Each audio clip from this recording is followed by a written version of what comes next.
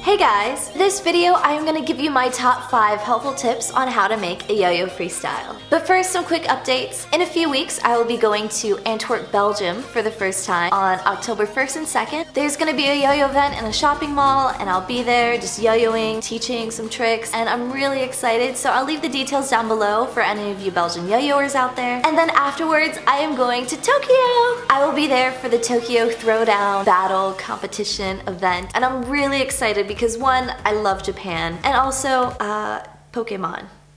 I'll also leave the details to that event. I'm really excited for that because it's actually not a typical yo-yo freestyle competition. This is more of a battle. Even though the rules are different, I feel that my top 5 helpful tips actually might be applied to this as well. These tips are more of a guideline and a generalization on how you should go about constructing a freestyle. If this is your first time or you just want to, revamp it into something different that you've never done before. As a disclaimer, I'm not trying to tell you what to do. The most important aspect about yo-yoing is to have fun and just to do whatever you want to do and what you think is fun for you. This video was heavily requested. Thank you so much for all your suggestions. If you have any more ideas of videos that you guys want me to do, please leave them in the comments below. So what are my credentials? Not much. But I have received a lot of help and tips from world champions. I would like to share what I have learned with all of you guys. And I am technically in the same boat as you guys, homegirl is still trying to learn this whole system. It should also be noted that Gentry Stein is gonna be my star example in this video. I mean, how can he not? He makes the most amazing freestyles. Yeah, so let's get started. Number 5. Read the rules. Okay, as straightforward as it sounds, this is actually quite important. And I know some of you treat this as it's like the terms and agreements on iTunes. You pretend and say that you read it, but you didn't really, you just scroll through it really quick. And even if you do know the rules to a specific competition, it's actually quite helpful to reread them again before the contest. The whole judging and rule system is quite complex. Even I forget sometimes what each category means. So it really helps to refresh your memory on each category, knowing the difference between cleanliness and execution. Cleanliness?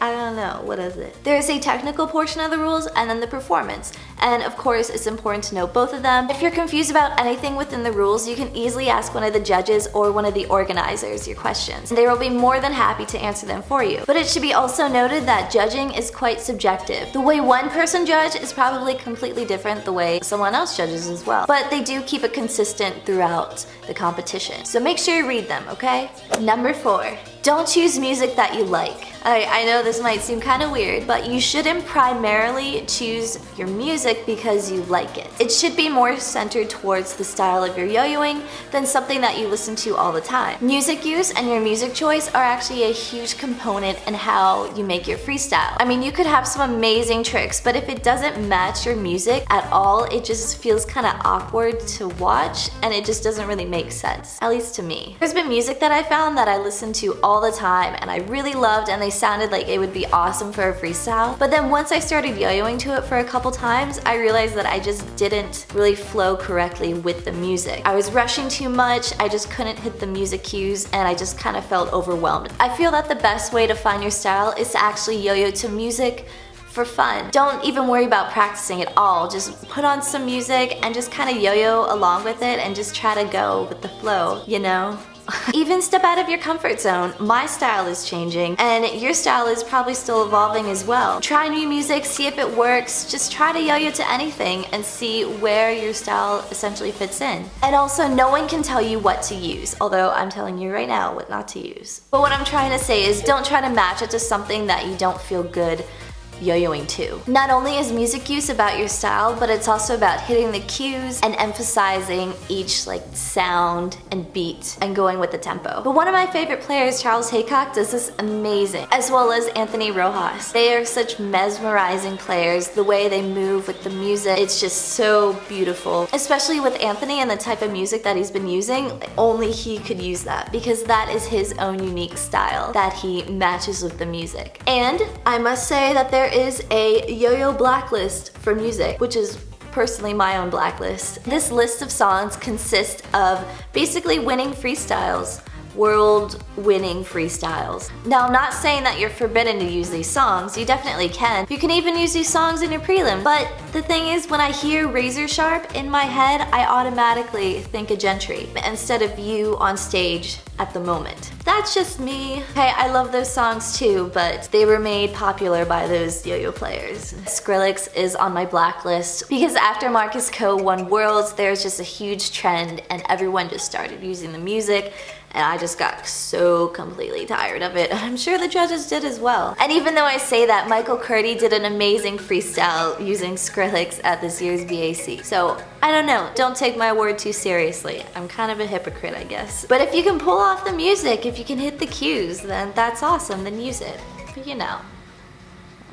Number 3, like a story. When you're constructing your freestyle, you want to think of it as like you're making a story with multiple sections. You have your introduction at the beginning, and then throughout the story there are some twists, and then you reach a climax, and then you end it. You catch the yo-yo. Once I was told this, it kind of really just blew my mind. As simple as this tip sounds, it was really eye-opening. There needs to be a sort of gradual like flow to your freestyle. And the twists within it are essentially bangers, pauses, just some emphasized movements, and then you reach your climax, which is just the heightened point of your freestyle. And then of course, you bind it and catch it in a really stylish manner. You put them all together into one seamless performance. So think of it as like a story, like a movie you're trying to convey to the audience. Number 4, elements, not string hits. So if you have read the rules, you will know that you're actually not judged on your string hits, but you're judged based on elements. And by that I mean, I think there are a lot of players who just think it's like all about the points and I just gotta hit all these strings and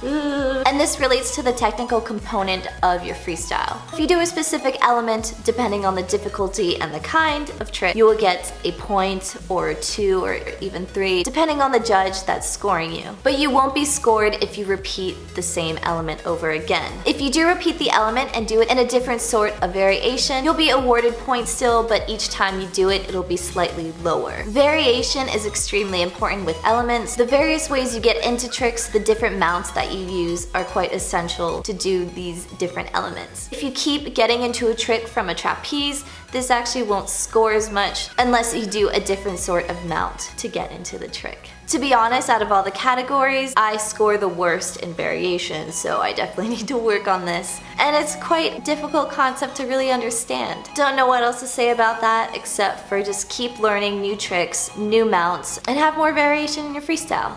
I'm gonna definitely work on that too. Number 1, exaggerate. Now, I cannot stress this enough how important to have exaggeration in your freestyle is. And this is something relatively new that I have learned. Gentry, he's actually the one that really taught me to do this, which also changed my own style and just my own overall performance of my routines. And at first I felt very shy and just I thought it looked really weird and I don't think anyone would like it if I did it on stage. But he assured me like, no, it looks really good. If it feels awkward, then you're doing it right. Because regardless, it's gonna look cool on stage. It will definitely amplify your routine. So don't be afraid to just kind of let loose on stage, to just feel more comfortable. I guarantee if you exaggerate your tricks and your movements, you'll see an improvement in the way you compose your freestyle. And it's a lot of fun to do more exaggerated moves. And it looks cool. So, did I say exaggeration? Exaggerate.